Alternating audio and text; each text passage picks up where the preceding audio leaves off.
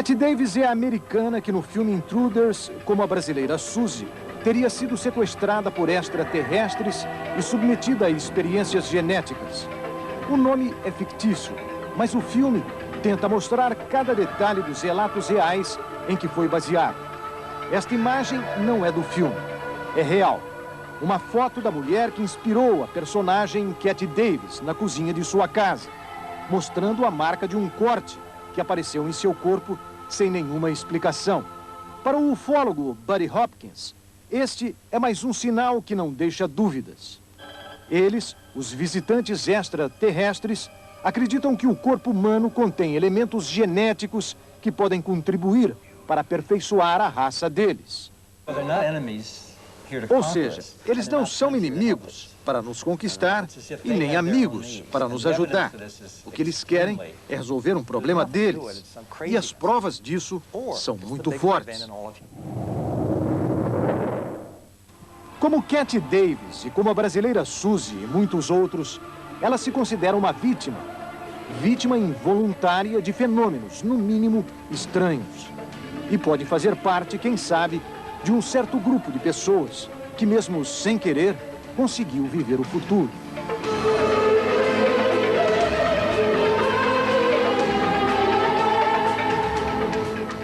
No mapa ufológico brasileiro, a pequena São Tomé das Letras, no sul de Minas, é uma espécie de capital. Um lugar onde testemunhos do aparecimento de discos são cada vez mais frequentes. Uma aura de mistério parece envolver estas terras de São Tomé, onde, dizem, não é preciso ver para crer. Aqui, basta apenas acreditar.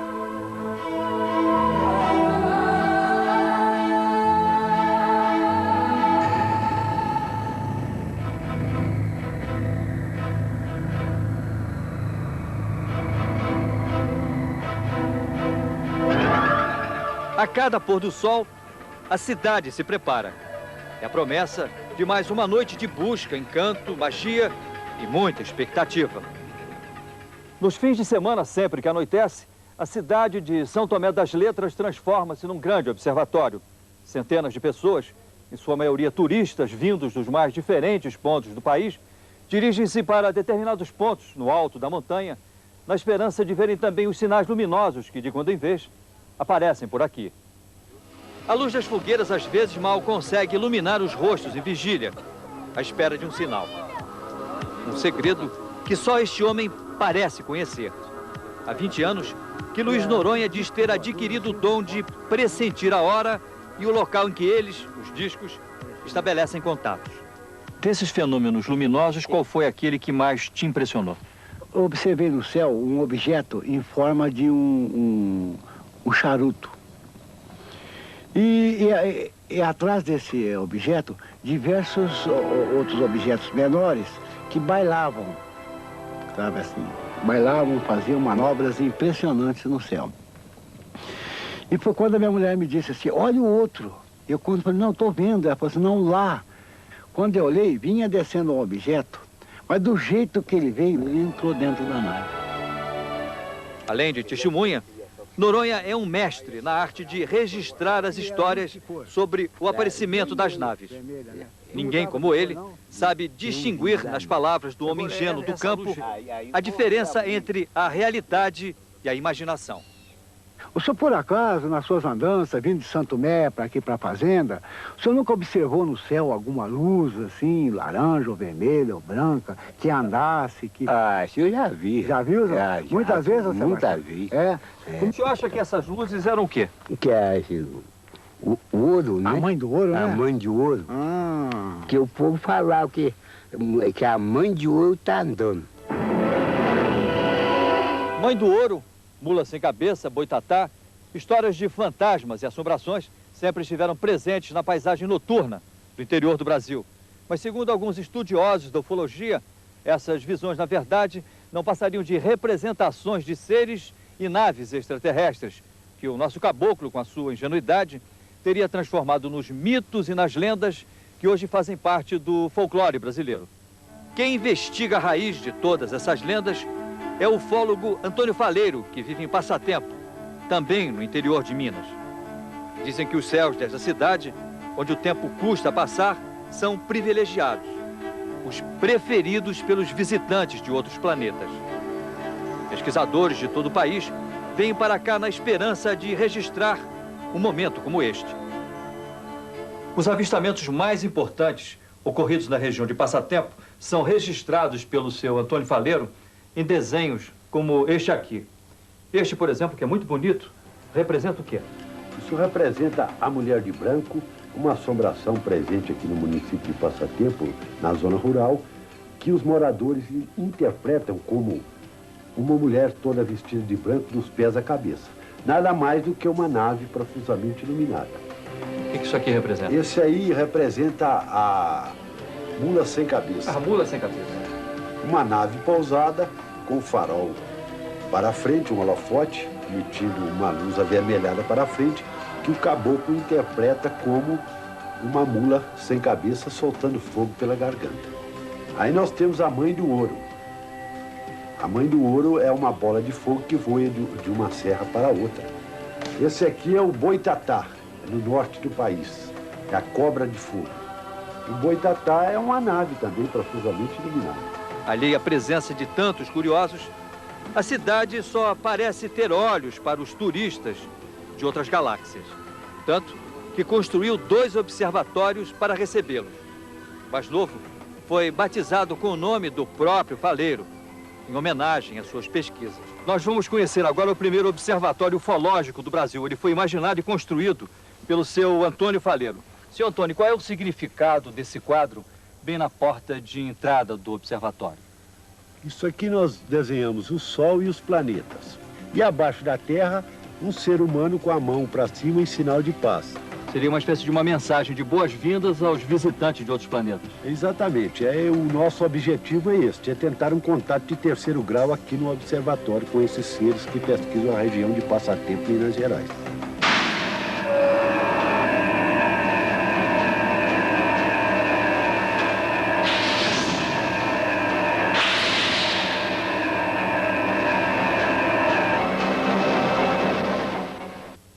Foi exatamente aqui que você fez o teu primeiro contato. Exatamente. Como é que foi? Foi da seguinte maneira. A gente estava de motocicleta e, de repente, vimos o OVNI numa serra distante. Ele estava pairando a baixa altura sobre uma mata. Com muita luz? Com muita luz. Era uma luz pequena, então nós começamos a piscar o farol da motocicleta. E nesse momento que eu insistia, de repente o OVNI piscou também 3 vezes. Aí eu mudei a sequência de piscadas, passei a piscar 2, 4, 1, e ele sempre respondia na mesma sequência de piscadas.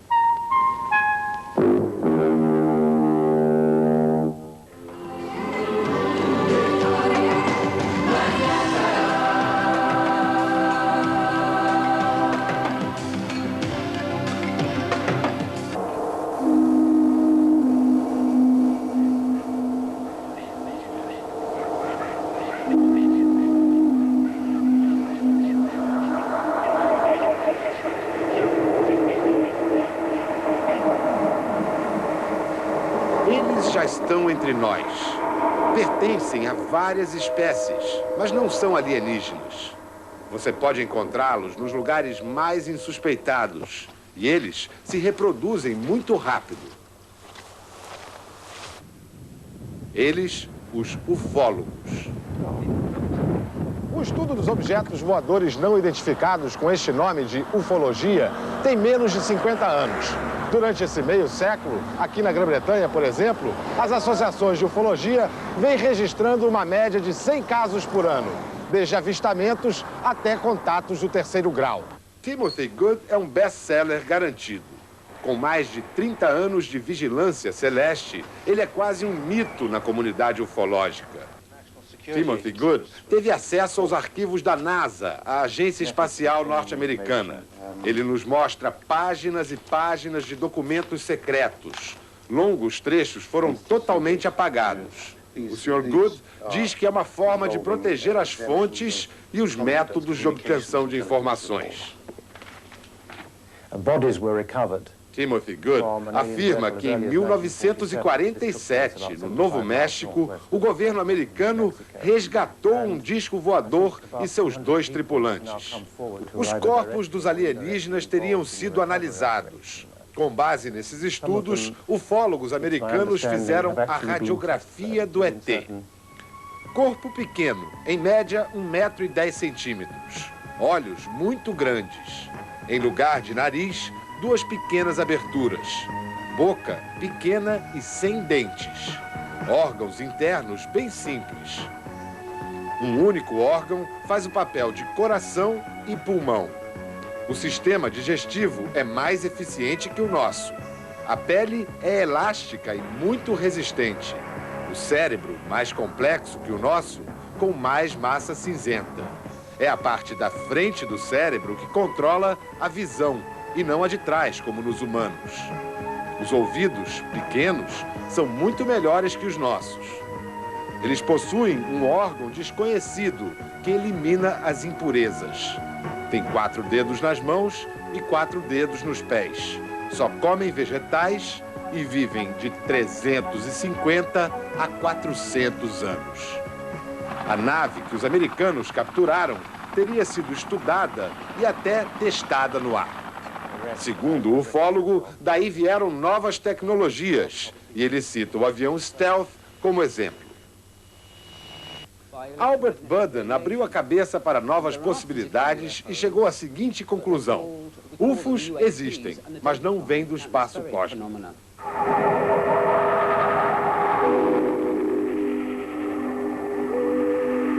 São experiências induzidas por radiações eletromagnéticas geradas pela própria Terra. Em vez de objetos não identificados, o professor Budden os chama de fenômenos atmosféricos não identificados. Quando se chega muito perto de um desses fenômenos, afirma Albert Budden, são criados estados alterados de consciência.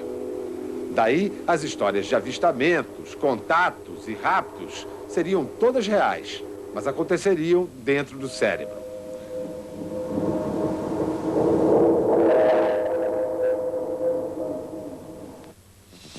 Você acredita que alguém seja capaz de fotografar um disco voador com tamanha nitidez?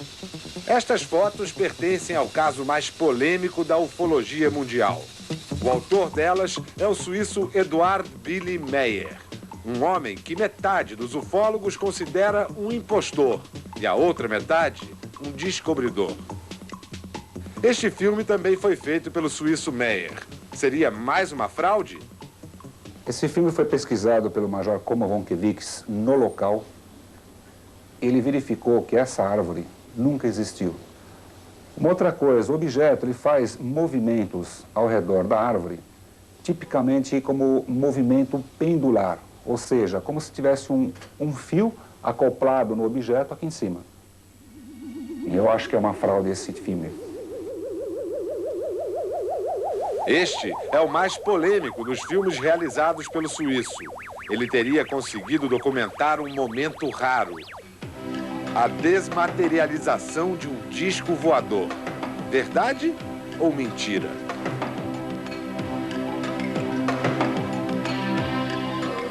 Determinadas análises que foram feitas mostram que quando o objeto desaparece e depois torna a aparecer, há um processo em que há um corte da foto e o encaixe de uma sequência posterior, como se fosse feita uma edição, como se fosse feita uma emenda.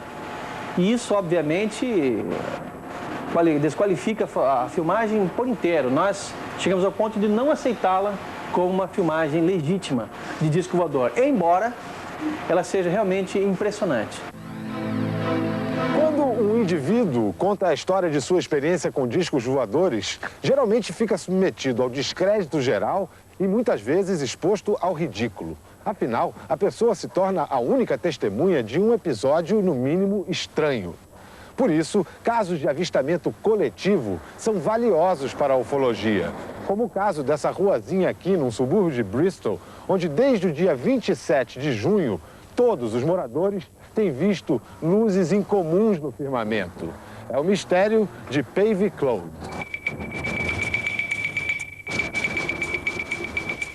Era mais de meia-noite quando eles apareceram pela primeira vez. Duas vizinhas que conversavam no jardim trataram de acordar toda a vizinhança. Em 20 minutos, a rua estava cheia de gente olhando para o céu. Dezenas de luzes coloridas sobrevoavam Pavey Close. Sobre os telhados surgiu um objeto, dos grandes, acompanhado de 3 pontos brancos.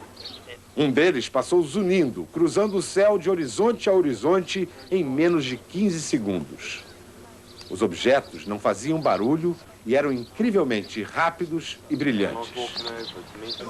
O avistamento coletivo uniu a comunidade de Pavey Close. Eles criaram até um sistema de plantões noturnos para ficar de olho no céu.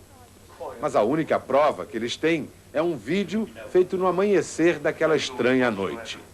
Alguns ufólogos contestam a história deles, dizendo que o que aparece no vídeo é claramente o planeta Vênus. Não me importo, diz o mecânico Pash Hudson. Eu vi, eu sei. Quando identificado, um objeto deixa de ser não identificado, certo? Errado. No caso dos moradores de Pavey Close, não há identificação que afaste a obsessão. Depois da experiência coletiva, todos eles viraram fanáticos pelos discos voadores. Nós fomos com eles numa excursão noturna a um dos picos mais altos do sul da Inglaterra. São passeios organizados por grupos de ufólogos que varam as noites vigiando o céu. Um dos guias mostra intrincadas tábuas de cálculos. Eles acreditam que, estudando as constelações, é possível localizar as naves-mães e aí prever onde irão aparecer os UFOs. Em uma dessas vigílias, o grupo conseguiu filmar uma luz alaranjada, muito irrequieta, que ficou com eles por quase 1 hora. Esta noite, houve vários alarmes, falsos. Mas a persistência e o espírito esportivo da turma são mesmo admiráveis. Venta, faz frio, é madrugada, mas eles insistem. Cada luz no céu pode ser um sinal, cada estrela pode ser mais do que uma estrela. Se eles vierem, estes estarão a postos. Se não, terá sido mais um dos sonhos de uma noite de verão. Verão? Esta noite não viram, mas vão continuar rastreando o céu. Como o cachorro que late tentando morder um facho de luz na grama, o homem sempre olhou para as luzes lá de cima e encontrou mais perguntas do que respostas.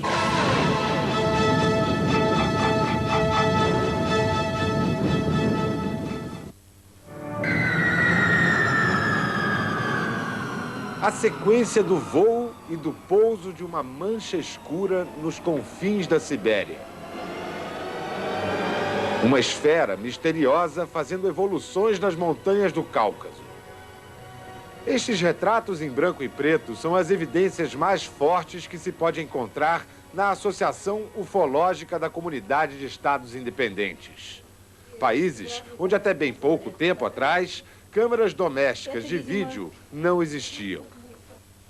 Segundo um dos mitos mais recorrentes na literatura ufológica, os soviéticos guardariam os maiores segredos sobre o extraterrestre. Corriam histórias de contatos entre astronautas soviéticos, recordistas de permanência no cosmos, e alienígenas na órbita da Terra. O problema, de acordo com os ufólogos, era a KGB, que escondia toda a informação. Os ufólogos eram tratados como dissidentes, conta o mais respeitado pesquisador de UFOs da Rússia, Vladimir Ajajá.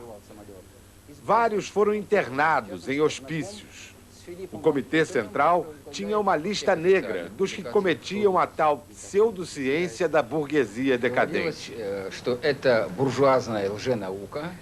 Depois de agosto de 91, ufólogos russos exigiram e conseguiram acesso aos arquivos secretos da KGB sobre objetos não identificados. Constatamos que não se tratava de um trabalho sistemático e científico, afirma o professor Ajajá. Encontramos 2.000 documentos, mas eram todos estudos e relatórios ocasionais. A maior parte testemunhos de pilotos de avião que viram coisas estranhas no céu. Frequentemente, pilotos de aviões voltam à Terra com relatos de avistamentos de objetos não identificados. Aqui na Rússia, um piloto que voou bem mais alto, um astronauta, tornou-se o presidente da Associação Ufológica da Comunidade dos Estados Independentes. O astronauta Pavel Popovich, condecorado 2 vezes herói da União Soviética. Quais foram os motivos que o levaram a tornar-se presidente dessa associação? Alguma história pessoal? A única vez que vi algo não identificado foi num avião, indo de Washington para Moscou, diz o cosmonauta. Popovich garante que as histórias de contatos imediatos em torno da Terra são invencionices. Se tomarmos 100% do que se fala e escreve sobre UFOs, apenas 5% podem ser considerados pesquisa científica séria, afirma o herói Popovich. O astronauta usa hoje o seu prestígio para ajudar na solução de enigmas celestes. Histórias inexplicáveis, como a do piloto Maxim Churbakov. Você pode acreditar que um objeto não identificado paralisou e incendiou, sem usar nenhuma arma aparente, essa máquina de guerra chamada MiG? Você pode não acreditar, mas a justiça militar russa acreditou. No dia 14 de agosto de 1991, o piloto Maxim Churbakov, de 19 anos, fazia um voo de treinamento na Sibéria. A 1.400 metros de altitude, com 14 minutos de voo, Maxim informou ao controle em terra que algo estranho estava acontecendo. O motor estava parando e o número de rotações da turbina estava reduzido a 20% do normal. Nenhuma resposta do controle. Maxim se comunica mais uma vez com a Terra. No terceiro contato pelo rádio, ele diz: "Tenho que me catapultar." Silêncio no rádio, silêncio no avião. O motor parou totalmente. 1 minuto depois da primeira mensagem, vem a resposta do controle: "Catapulte-se." Maxim conta que depois desse primeiro incidente, ele passou por exames médicos completos e foi isento de culpa. 11 dias depois, lá vai Maxim voar de novo. Desta vez, estava a 4.000 metros, quando viu se aproximar à sua frente, do lado direito, uma esfera cor de fogo. Ele informou à Terra que estava vendo um UFO. Enquanto falava com o controle, o objeto se aproximou velozmente. O motor parou, o sistema elétrico pifou e o avião começou a pegar fogo. Maxim Churbakov teve que saltar de paraquedas de novo. E aí, a justiça militar não perdoou. Abriu inquéritos contra o jovem, acusado de crime contra o patrimônio do Estado. Depois de meses de investigação, a Procuradoria Militar concluiu que Maxim não havia cometido nenhum delito. O professor Ajajá afirma que o jovem piloto pertence a uma categoria de pessoas que, não se sabe por quê, atrai UFOs. Agora, fora da aeronáutica e recém-casado, Maxim Churbakov desfruta a lua de mel em Moscou e sonha com um emprego na aviação civil. Quem se habilita a ser passageiro dele? O astronauta Pavel Popovich lutou muito pela absolvição do nosso malfadado piloto. Como o presidente cético de uma associação ufológica, Popovich fala com o conhecimento de causa de quem já esteve lá em cima. Com a palavra, o cosmonauta. Não tenho dúvidas de que exista algo mais desenvolvido do que a civilização terrestre. Não sei como isso se chama, razão superior, Deus, ET, mas isto existe. Me convenci disto quando fui ao cosmos e vi esse enorme mundo infinito em movimento e harmonia. Não tenho mais dúvidas. Nós não estamos sozinhos. То есть мы не одни.